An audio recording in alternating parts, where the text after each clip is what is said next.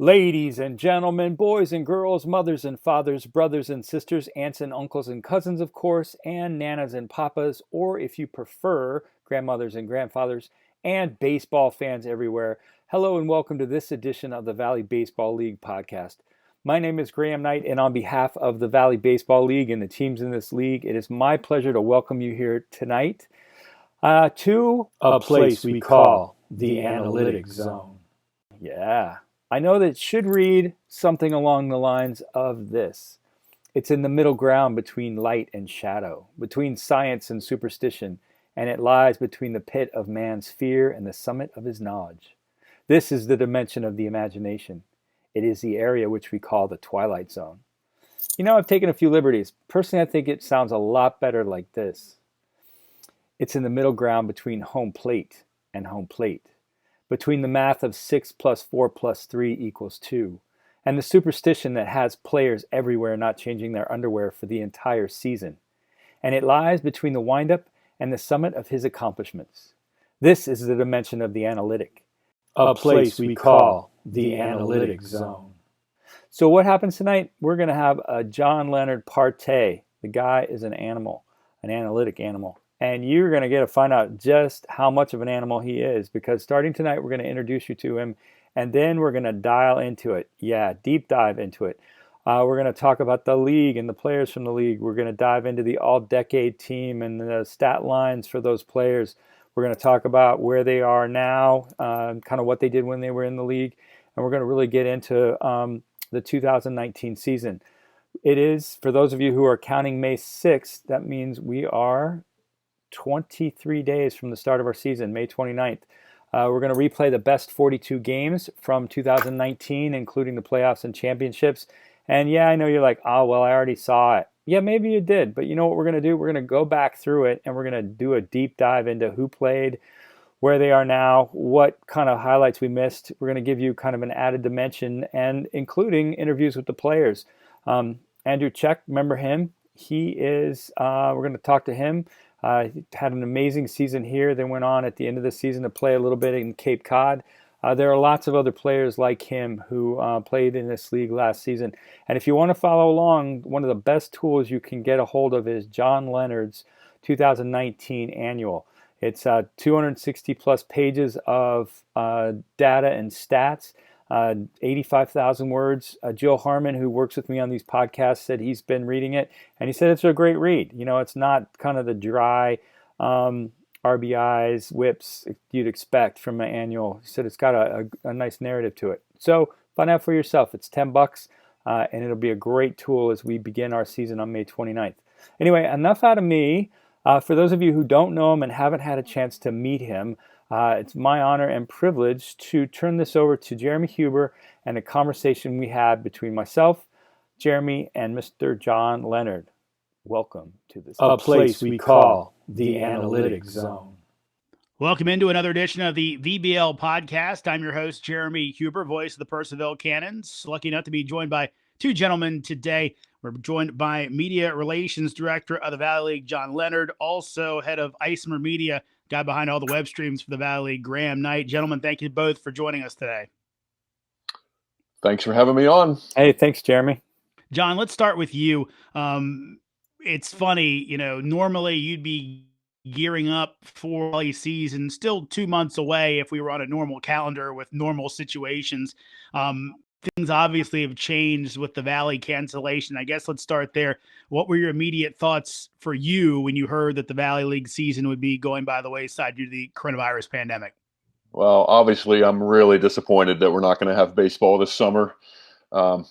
This is the first year in almost a decade that my wife and I have been living here in the States, and I was going to get to see the whole season from beginning to end. I was excited about that.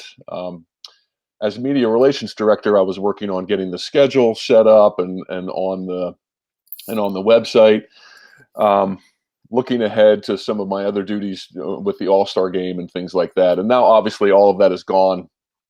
Of course, I understand why the league made the decision that it did, supportive of Bruce and the executive committee. But personally, I'm really disappointed.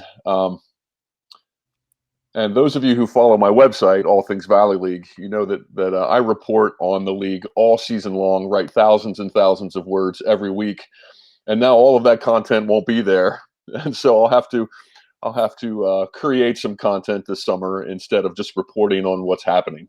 So, no power rankings this summer, which is always one of my most viewed articles each week. We know Yeah, but everybody hey, John, loves those rankings.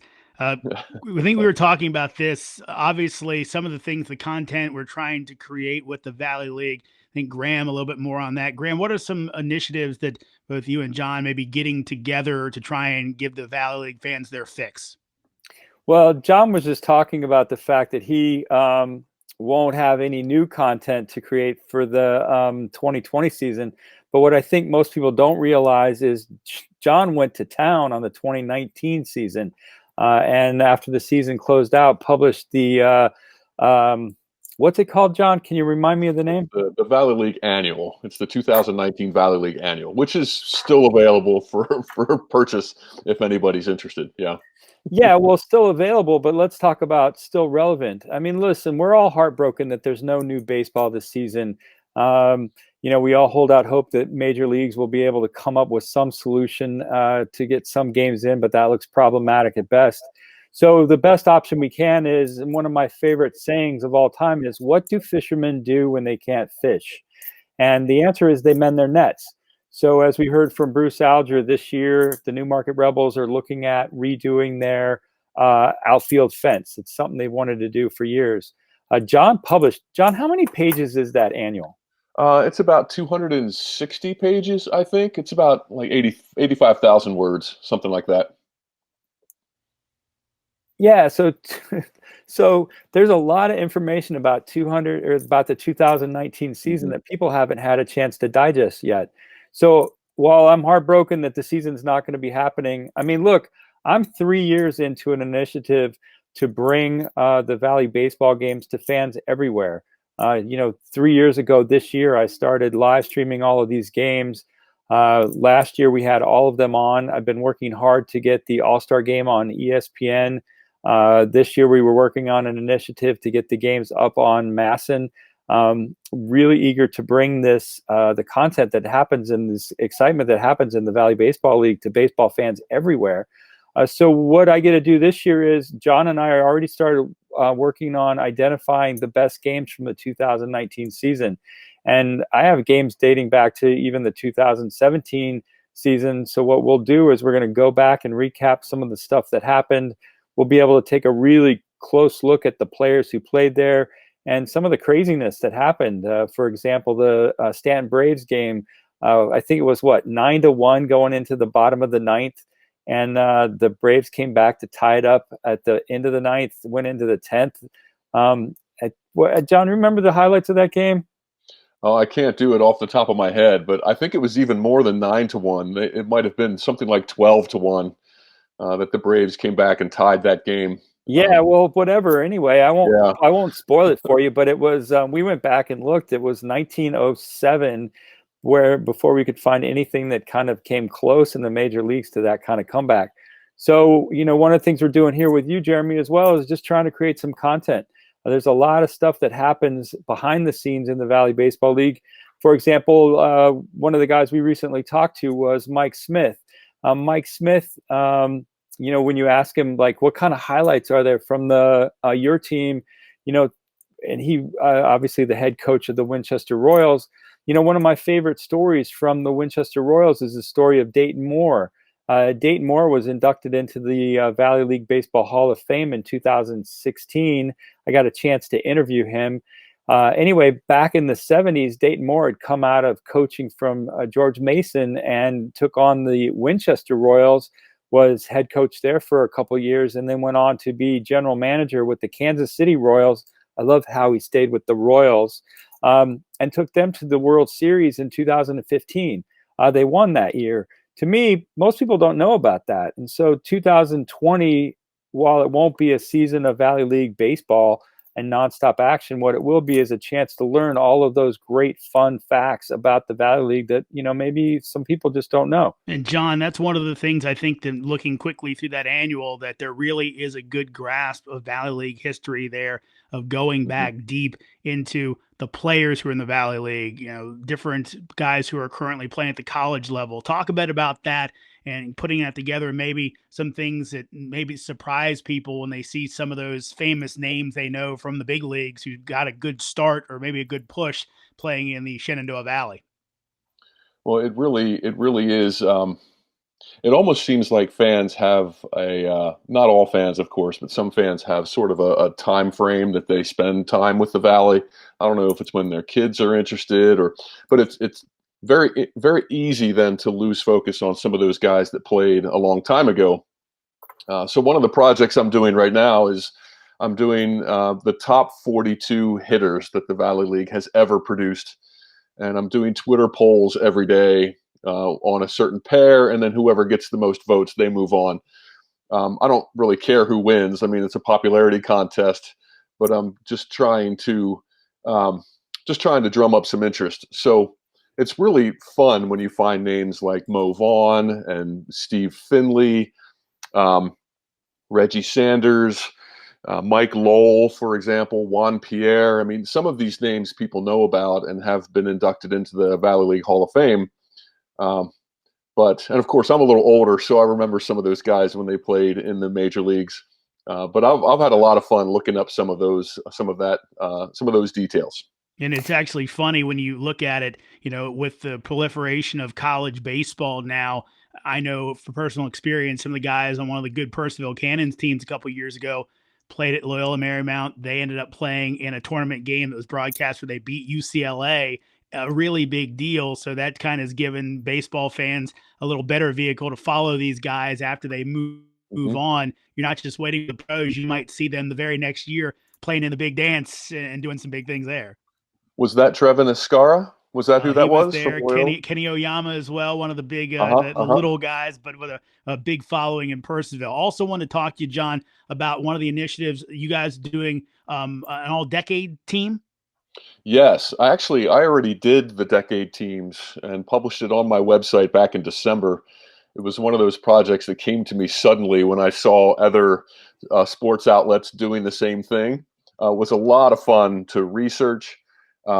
Yeah, I think we're going to talk about that in a podcast at some point. I have a first and second teams. That was fun to research, and I got some criticism over these teams too. People thought that I had given some short shrift to some of their guys. Graham, one for you. You had referenced this before, going back over some of the top games. At some point during the summertime, will there be playbacks of some of these fantastic games from last year and a few years back, and how will those be set up? Yeah, so Jeremy, great question. Here's kind of the game plan as it exists now. And before I answer that question, let me just talk a little bit about the tease John mentioned about the all-decade teams and doing it in the podcast. Over the course of maybe, it might take 2 or 3 or even 4 podcasts, we will break down those teams.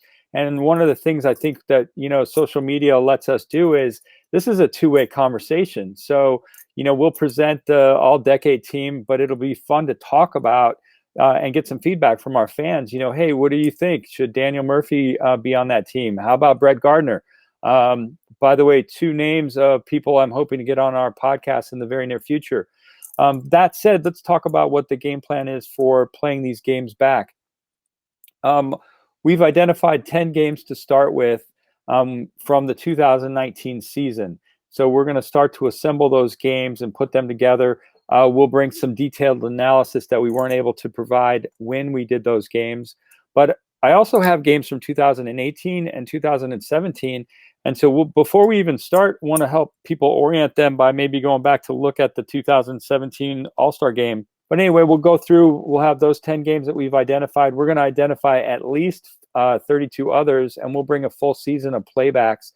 And just to give you a flavor of kind of what craziness happens in this league, last year I was in Front Royal, Virginia. I'm not sure how many people have ever been in Front Royal. Its claim to fame is it's the canoe capital of America. So I'm hanging out at the Front Royal Cardinals in the canoe capital of America, and they're hosting their Hall of Fame inductions. And out on the field are Dana Allison and Roberto Hernandez. Roberto Hernandez was one of only 11 players to appear in over 1,000 games in the majors. And he played with the Front Royal Cardinals, and so did Dana Allison. And as a matter of fact, Roberto's son played on the Cardinals last year, and both Dana and Roberto were kind of helping coach the players from last year. So to me, that's some of the magic that happens in this league. And, the few fans and the number of fans that were in the stadium at that time got a chance to enjoy that. But this is our opportunity to let everybody know about the Valley League. One final note, and then I'll promise to be quiet. Last season, what happened were all of our games were simulcast on 4 different Facebook pages at the same time. They were on the home team, the visiting team, All Things Valley, and they were also on the Valley Baseball League website. What we'll be doing with our playback this year is everything will be on the Valley Baseball League YouTube page. These podcasts obviously appearing on the Valley Baseball League YouTube page, but what we'll do is we'll publish something every single day on YouTube. And I promise in it will be gems like the Dana Allison, Roberto Hernandez story, or the Dayton Moore, or the all-decade team that John's worked so hard on. By the way, before I forget, John, please tell people where they can get that annual. That's going to be absolutely critical this year when we look back at 2019. If you want to know who was in the league, what they did, and when they did it, the annual's the thing you'll want to have. John, tell people where they can get it. I have digital copies for sale on allthingsvalleyleague.com. That's the website that I update almost every day. The pinned post at the top of that website is instructions on how to order the annual if you so desire. And I take payment by PayPal and Venmo. And if you don't have those 2 services, we can work something else out. Just reach out and we can make it happen. But it's just $10. It's over 85,000 words on the 2019 season. If you want to know, for example, every single player that appeared in the Valley League last year is at least named in the book. Every single outcome of every game, I have a couple sentences on each and every game. So, it was definitely a labor of love. Took me a number of months to do, but I think it's well worth your time. Definitely sounds like a good deal. John, one last one for you before we let you go. What are you going to miss the most about No Valley League season this year? Going to the games for sure. I just loved every day I would look at the schedule and see where can I go, who can I see, what starting pitchers are going, doing research on the guys to find out who's coming off of a wonderful season. I'm naming a bunch of things here. These are all of the things that I'm going to miss. And just being a part of something that's fun and worthwhile in our communities. Like I said, I'm really disappointed. I'm really going to miss it. I think we all will. John Leonard, Graham Knight, thank you so much for joining us on the VBL podcast. Thank you, Jeremy. All right, that's going to wrap it up for round 1 of a place we call the Analytic Zone. Stay tuned for our next episode, which will be posted tomorrow night at 7 right here on the Valley Baseball League YouTube channel. We're going to start to dial into it, and we're going to dial into it deep. So if you're into the stats, if you're into who the players are to follow and all of that stuff, this is the place you want to be. All right, that wraps it up. But before I go, I do have to say thank you for joining us, and I want to wish you all perfect health, and I want to wish you all a speedy return to the baseball diamond. Until next time, for the Valley Baseball League and all the teams in this league, I'm Graham Knight. Thanks again for watching. We'll see you tomorrow night at 7.